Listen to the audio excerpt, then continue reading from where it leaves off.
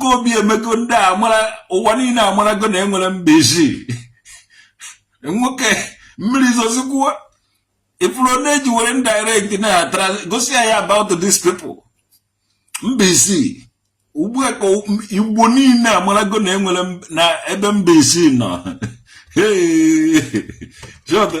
bịa ndụ Mba Isii ụwa tụ ụwa unu je na-ekene Ebuka Obi ya nwe mere ndị Igbo mara na enwere ebe Mba Isii nọ discover go na Ebuka Obi discover Mba Isii ndị Zion ministry niile ndị Zion members niile ọmụnwa traditional nwokedi nwurude nke mmiri kingdom ana m agbara ụnụ afa free ekpere niile unu kpere all the effort unu mere ife niile a unu mere ya nwa m wafụtara Mba Isii na page ebe ndị Igbo ya mere ndị Igbo ji mara na o nwere obodo bụ Mba Isii eziokwu nna agwago all my fans onweghị onye mara ebe bụ Mba Isii onweghị onye ma na obodo na Mba Isii ka na-eme exist anyị ji anya na ọdụ anya na-achọ ebe enwere Mba Ise ka ekwena Mba Isii mana onweghị onye mmanụ ibe ahụ onye ọwụna ji mmụọ ya na-ajụ ese a na-ajụ this question mana Ebuka Obi spiritually o nwere ike ọma Chineke na-akpọ ya oku ka ọ bịa lụọ ofu ọrụ mana ọmaha dị ọrụ ọ ga-alụ mana ọ lụchago dị ọrụ without knowing unu niile lụrụ dị ọrụ unu amaghị ihe unu mere sef unu discover obodo a na-akpọ Mba Isii onweghị onye ma maka obodo ahụ you never know about that Mba Isii ifugo ya kịta onye ahụ ka ọdụ m nwe onye ahụ ka ọdụ everybody so Ebuka Obi unu ndụ Mba Isii unu amaghị igwe nwa amadi ahụ mere ụnụ unu atago nwa ahụ afụfụ too much ọwụ na nwanne gị ka ọwụ na nne gị mụrụ ya unu adọkago ya too much and still he made omego history o mekego nnukwute history ndụ Mba Isii mgbe unu bidoro fụta na mgbe o bidoro mara onye unu wụ na Google mgbe ebidoro mara onye unu wụ ọwụ Ebuka Obi ọ because of Ebuka Obi unu enweghị ike ịgụ history of Mba Isii without Ebuka Obi.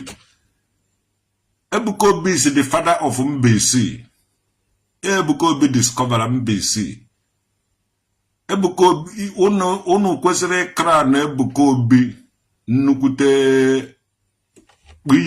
okpu gbuo ikpere na si no because of ya maka ụwa niile ji wee mara onye unu anabono 1 naira 2 naira awo Ebuka Obi mere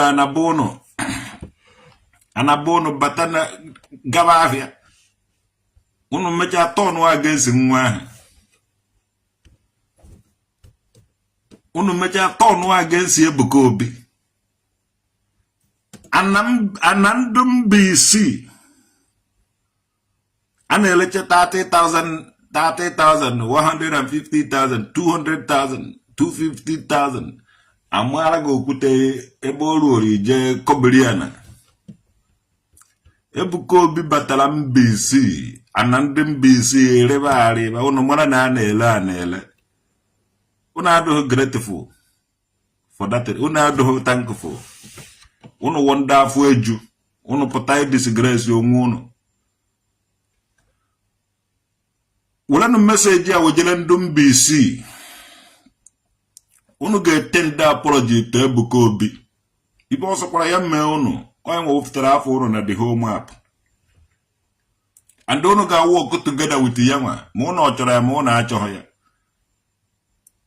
ndị ichie ebe unu gwara kwuru afa ha efuna ike ha efuna afa ha furu efu for too long onweghị onye nwa na Mba Isii na-eme exist mana akpọ onye afa chi ya nara akpọwago na afa kịta Mba Isii mmụọ bụ nọ nwee ike itete n'ụla ọ laikiri Ebuka Obi more than unu nwa because of Ebuka Obi ahụ ka ụwa niile ji wee recognize ya mmụọ ahụ mmụọ ndị Mba Isii ma nke we na-eji adọtụ mmiri ma nke wa na-eji jee mmewe chakakpọ ma echi niile ọ wee Ebuka Obi mere na a na-akpọ afa ha a na-ebido kpọba ha afa Mba Isii ugboro ole ka m gbagoro today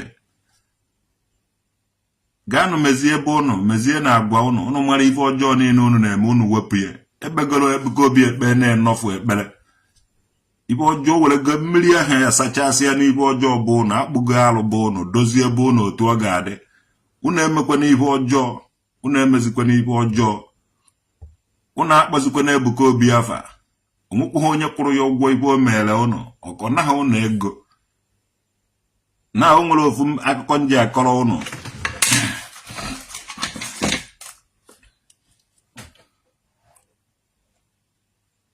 ọ bụrụ na Ebuka Obi were iwe si na Mba Isii fụọ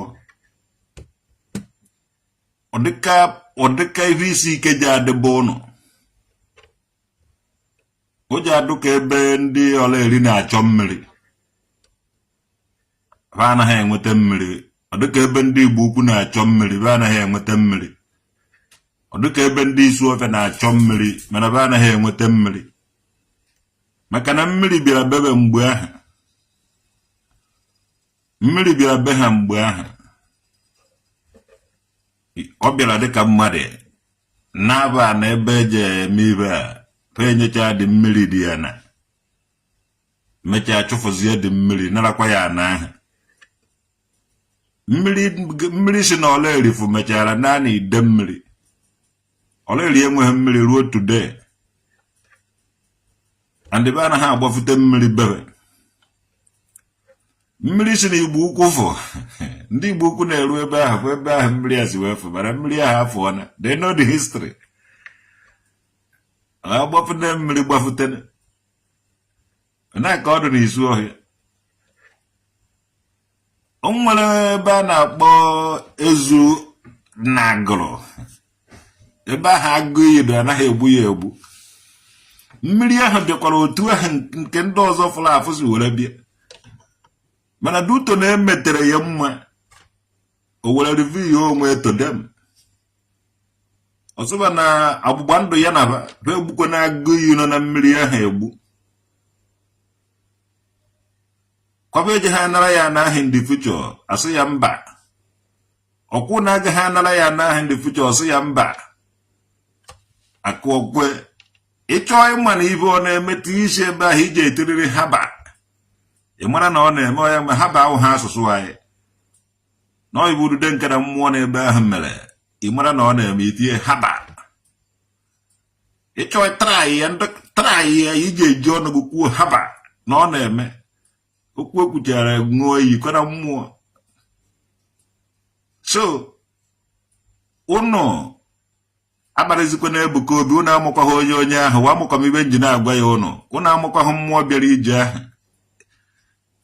mana mmụọ ahụ erevigo onwe ya o mere wepụta aba ahụ furu ewu a na-akpọ Mba Isii o meghị onye ma maka ụnụ mana eji anya na-achọ ụnụ for too long ụnụ dịka ụnụ hụrụ ka obiri ofuru n'ofe ọnwụnwa ahụ ụnụ na-akpọtọ ọnwụnwa ahụ ụnụ na-ata afụfụ ụnụ amaghị onye ọwụ ụnụ amaghị mmụọ bara ya n'ime ụnụ hụrụ ya na Ebuka Obi ọnụ na-amaghị mmụọ bara Ebuka Obi yiri ya dịka uwe bịa mee ibe aha ndị ụnụ fụrụ ihe o mere na afọ ụnụ apụtago n'ihu akwụkwọ ụwa niile amarago na Mba Isii na-eme exist ana ndụ Mba Isii na vere etutu naira 11 naira kịta ọrịa na gọvanọ eziokwu enwebughị ego before wute ana niile ogoro na Mba Isii 200,000 80,000 150,000 okwe ha anaghị ndị onene ntawa si ekwu ya ndị na-ego ana anaghị ekweghị eme appreciate until Ebuka Obi bịa ụnụ abụghị mgbe Ebuka Obi bịara ụnụ abụghị onye osi bịa o ji mmiri were bịa ụnụ sị ụnụ hara mmiri ọwa asị mmụọ niile ha anaghị anụ afafa anụ ife eme ife ruo oge ya ọ na-eme ị chọrọ ka m gwa gị na a ga-enweta ụmụọchị ọkọchị this year maka mmụọ niile ahụ ekere agbụsọ uwu ya mmụọ bụrụ niile ha anaghị anụ afafa anụ before elere izigobe Mba Isii akpọ onye apachi ya nara afaba efu na ikepe efu na afa bụ unu furu efu for too long. Unu ga na-eje unu ga na-ata nke Ebuka Obi ma unu na-eje Zion ma unu anaghị eje Zion. Ma unu ọwụ ndị ụka ma unu awụghụ ndị ụka. Once in a year. Unu echebukwana onye a mere na afọ unu fụtara n'afọ unu echebukwana onye a mere na afọ unu efu. Gụnwa nwa dibịa hara mmiri. Iji abịa hara m mmiri n'obe agụ na Disemba. Ihe anyị ṅụọ mmiri m ga-edowere gị ego ebe ahụ. Nwanne anyị adịghị ka mpịampịa mmụọ anyị na-efe bifo anyị efebe mmụọ. Anyị kpatara ego bifo ofebe dị mmụọ ọsịsọ. So anyị ga-edowere ụlọ ego na anyị ga-edowere gị ego n'obe agụ nkwụ agụ. Mara ibe ọwụ na ị na-eri gị kwuo ya. Iji abịaghara m mmiri na Disemba n'obe agụ nkwụ agụ. Ndị Mba Isii ezikwana m ụlọ ozi ezigo m ụlọ ozi nna ụnụ so nzie ụnụ. Bọsọ ụnụ ji akparịkwa Ebuka Obi. O jede ha n'idihe ikpe ekpere mmụọ niile ahụ mmụọ Mba Isii jere aka ụlọ ihe ụtụtụ ehihie na anyasị. Ogosi ụlọ na mmụọ na-eme apapa hụvụrụ efu bifo Ebuka Obi mere na anazi akpọba afa. Ezumezu ohu mmụọ na nnụ mmụọ mmụọ eke mmụọ nkwụ mmụọ orie na mmụọ afọ ndị Mba Isii niile na-anaghị anụ ababa anụ agbakwa ha na Mba Isii ha nche niile eri otuto. So ife unu nwere ba wee ezumezu mmụọ ife unu ka nwere wee ezumezu and ha nche niile nọtara in the name of Mba Isii mmụọ niile nọ na Mba Isii ada etigbu ada eme iwe a Ọlụchi eze nwanyị ọmaka mere gị nnebe anyị ya gazie ọkalo Ebuka Mayor ekwufuru na nje blọk gụ mechaa blọk zihe ngị mara ndị ụka eburugo ma ya obi enwezighị m obu ndị ụka eburugo obi menari ya na ka ọ na-awụ nnecha ndị ụka anyị azụba ọkwa ụmụ anyị mụrụ wee ibe a anyị nwa wee gbagara na akpụ generation anyị tọrọ ndị Ndomi generation amanaghị ndị Ndomi generation ji atọ. So ọ amụta nwa amụta ibe ya atọ nwa atọkwa ibe ya ịghọtago generation anyị ọgbọ anyị atọgo ọgbọ and ife anyị tọrọ ndị Ndomi generation. Ị narị ekwu n'elu ba na-ekwu n'ala ị na-ekwu n'ala ba na-ekwu n'elu ebe a hara gị jewere majide mashin anyarie ya injin ejide fonu ampiriko Ndomi generation on die tọrọ ibe. So ibe wara metere anyị atụọ gap na-enebe anya they are Ndomi generation. Oh, mezi. So ekwuru m eji ba blọk gụ mecha blọk zihingu enwezighị m obi. The God will very be you. Any day they will spirit we rise against any day they sort it. No, when did him Ebuka Obi insult? Ebuka Obi alugo and they have interpreted the work he have. Alugo amego interpret. Ndị niile ụmụ Zion niile mmiri mara ọ na-emege Mba Isii upon all unu. Yes, unu trial unu niile all collective effort. Ekpere niile unu kpere ibe niile bịara na mmezu. Hapụ nwa dibịa nwa dibịa na-aha mmiri na udu mmiri. Nwa dibịa na-aha mmiri na udu mmiri ije na ịhacha mmiri na udu mmiri ije abịakwa hara anyị mmiri na ụkọ mmiri. Maka mgbe ka anyị na-edi mmiri don need ka ihe ala anyị na-edi ka ihe ala anyị mmiri na udu mmiri dịka mmiri na-ezo always. Mana iji abịa hara anyị mmiri na ụkọ mmiri. N'anya m agwago ndị be anyị hakwala mmiri o ọkwa nwudude nka mmiri na-ekwu. Ịghọtago eji mkpume ha mmiri ọwụghị ịnọgata ije shi ite n'ọkụ na-eme ibe a ọwụghị ya ga-eji ha mmiri enwere mkpume mmiri enwere mkpume eji aha mmiri okwute eji aha mmiri and ọdụ ịchọ ebe ya akụziere gị ekwufukwa ibe ahụ ọ gwara ebe ije eje kwụchapụ ibe ahụ mmiri ya na-ezo ọ sayensị enwere okwute eji aha mmiri and mmiri ya na aha awụghị mmiri iji awa ihe ọ na-eme ihe a ọkwa na onye ahụ rịrị ka a gbara maka ịma ha na mmadụ ọgbafuru borehole somewhere were pipe dobe n'elu ọchị ha mmiri ha dị mmiri ebe ahụ mana kịta kamera apụtago traditional nwoke rejoice ndị dome generation na-use CCTV camera were na-watch the ancient na ọkọdụ onye ahụ rịrị ka agbara ikiri ma ịkwụ ikiri enweghị onye na-akwụsịkwa ikiri nke ikpeazụ Obi nwanne ndị Igbo TV chai ya megoro m interpret ibe Ebuka Obi mere o mere achọ ediscover obodo a na-akpọ Mba Isii because anyị abụgo Mba Ise fụ mba anọ fụ mba itoolu mana anyị abụbeghị ofu mba anyị abụbeghị mba na-abọ ma ọwụ mba ịtọ anyị afụbekwughị mba anyị abụgo mba ịnọ fụ mba ise mana anyị afụbeghị mba isii so not because of Ebuka Obi coming down to Igbo ka eji mma na o nwere obodo a na-akpọ Mba Isii and na ọ na-eme exist that place Mba Isii anyị ka na-akpọ achọ ma mba ịsaa na-achọ mba ịsatọ maka anyị abụgo mba itoolu anyị ama ha na-enwekwuru mba iri anyị ama ha na-enwere mba iri na ofu ma mba iri na abụọ anyị amabeghị ebe dị history kwụsịrị enwere ike ọ bụrụ na ụmụnde awụ ndị mba nọgazi na ụgbọ mmiri na-aga ụgbọ nuwa ụgbọ were kpuo rie mba ofu rie mba abụọ rie mba ịtọ mba anọ survive mba ise survive mba isii zoro mba isii ama ha na side ọkụ nyụ na ahụrụ pa na-eme exist n'ime Igbo omeghị onye ma ebe wu mba isii onwere onye mara disipụ na-eme exist. So many years since Adam and Eve. Majudogo, Ikechukwu, congratulations. Imwebe won't be she before. Bono. Imwebe won't be she before. Okalo Ebuka pays mayor. Imwebe won't be she before. Obi nwanne ndị Igbo. Imwebe na above mbe she before. Olucho osu nwoke na ndị my fans biko ọwụ na onwere onye mwafu na onwere obodo a na-akpọ Mba Isii biko gwa na anyị nke Ebuka Obi jere ebe a ka people bidoro maraba na onwere obodo a na-akpọ Mba Isii. Ebuka Obi has put them in the map. They must be appreciative. Ihe nne preach awụ mụ ana m ekwu eziokwu ọnụ maka nna eme omenala ndị omenala wụ ndị na-ekwu eziokwu akụghị mmiri. Yes mba since just come out now. Okay. And I mean in a comment the camera no onye mo ebe wo Mba Isii before. These people are not happy if ozo.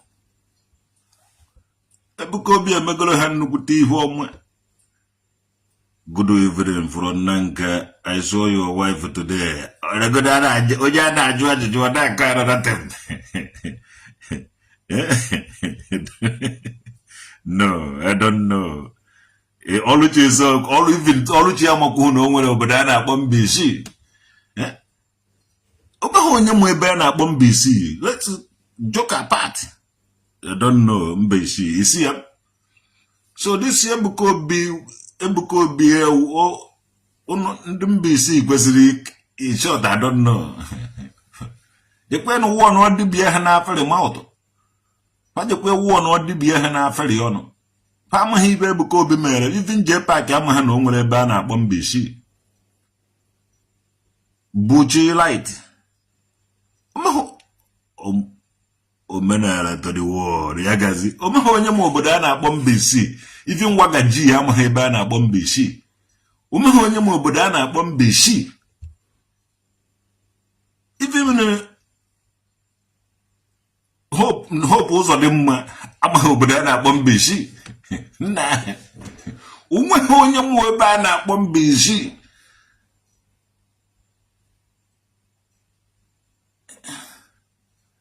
So ha jekwa ekedebe Ebuka Obi and isọtụ ndị fe ebechaghị ekpere ife anọzi kịta okwu na-ese fe emego the miracle.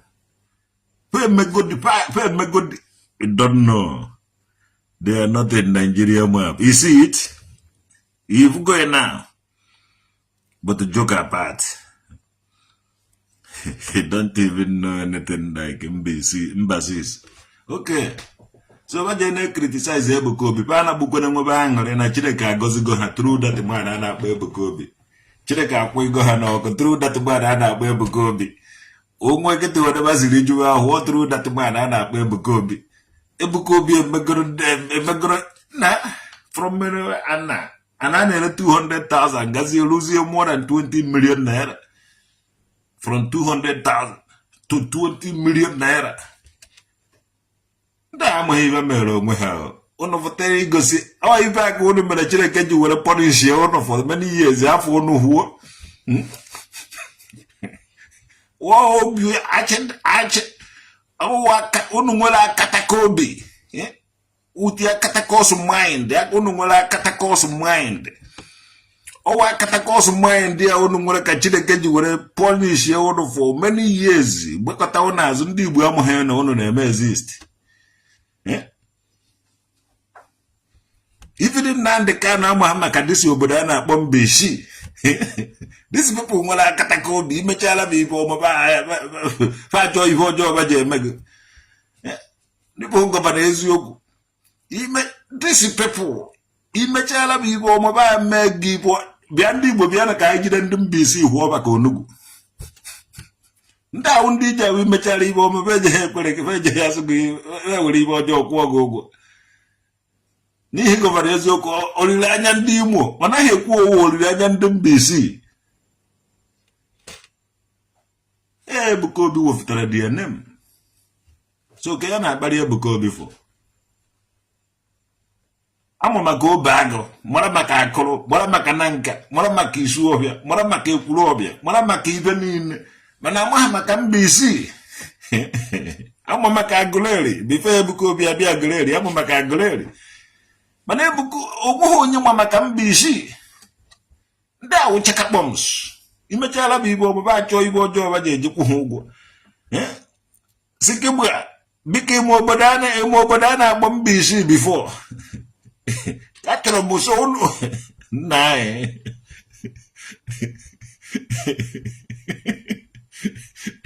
onye biko ndo my fans uno mo ebe a na-akpọ Mba Isii before Ebuka Obi adịwa Ngor Okpala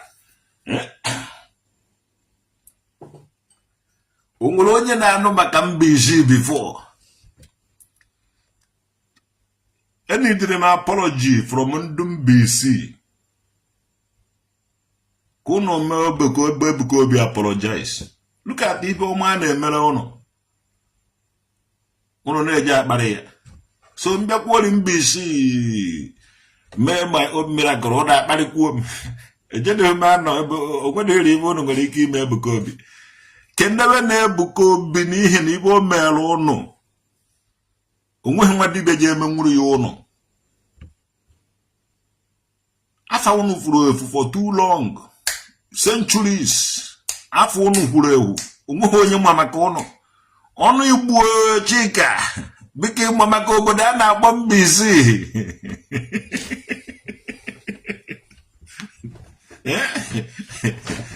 nwa Ogochukwu Godwin ive adị ịgba maka obodo a na-akpọ Mba Isii before ụkpaka onye nwa maka these people so jenu gwa maka ha gbakpuo ozo na Ebuka Obi akwa ịnaba n'ọkụ anabe from 200,000 to 20 million naira na ka emesi ya na a na-akpọ mma na biko na ka emesi ya na